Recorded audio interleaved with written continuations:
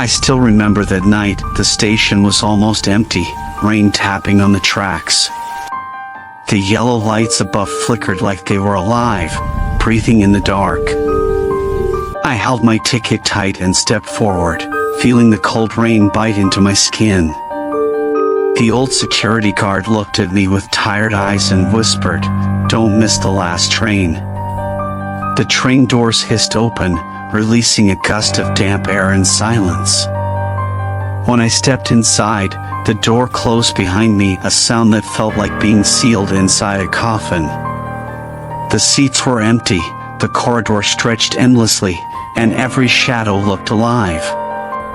My reflection on the window looked pale, like it wasn't even mine. Outside, the train sliced through the fog, heading into pure darkness. The hum of the engine echoed like a heartbeat buried deep under metal and fear. I gripped the seat, realizing how cold my hands had become. Behind me, the seats faded into black, like the train had swallowed the light itself. The ceiling lamp began to flicker, a stuttering rhythm that matched my pulse.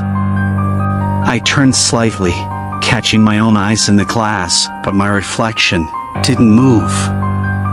Through the fog outside, the train seemed to float more than run. Then, I noticed her, an old woman, dressed in black, sitting 2 rows behind. Her face was pale and still, barely visible under the trembling light. I tried not to look, but her eyes were already fixed on me. Slowly, I turned, pretending to adjust my seat. She didn't blink. Her head tilted just a little, as if she was listening to something I couldn't hear. Suddenly, the lights went out as we entered a tunnel, complete darkness. The air felt thick, pressing against my chest. When the lights came back, her seat was empty. My heart skipped. I wasn't imagining this. On her seat, a folded paper waited, perfectly centered.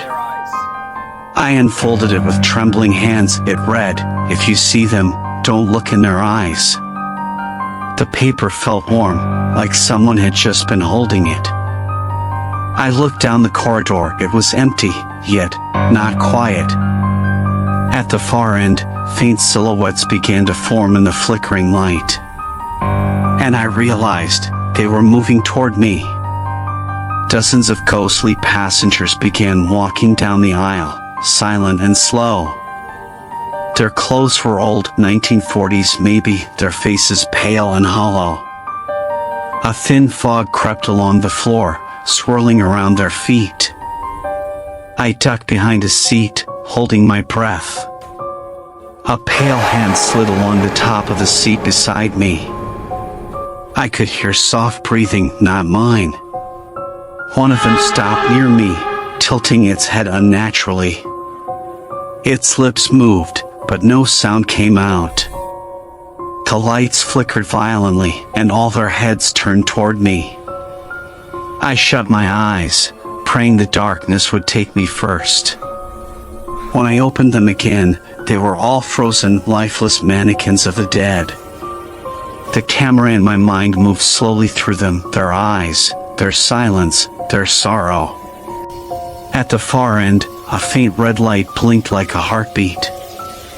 Outside the windows, nothing. Just a void. My hand found the paper again. Don't look in their eyes. The train was no longer on the tracks. It was floating in endless black. Below, the rails vanished into nothingness, piece by piece. Through the window, the stars faded, swallowed by dark mist. I stood up. Ghosts surrounded me from every side. Their whispers filled the carriage, calling my name over and over. Then she appeared again, the woman in black.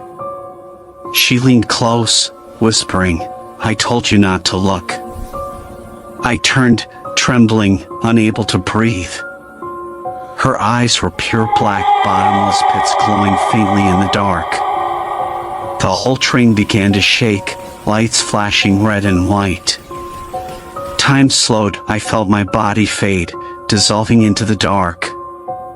The train screeched to a halt at an abandoned station, but no one got off. Inside, everything was covered in fog, like the world had stopped existing. On a seat nearby, the same paper waited. This time it read, "I'm still here." And as the train began to move again, I realized it never stopped.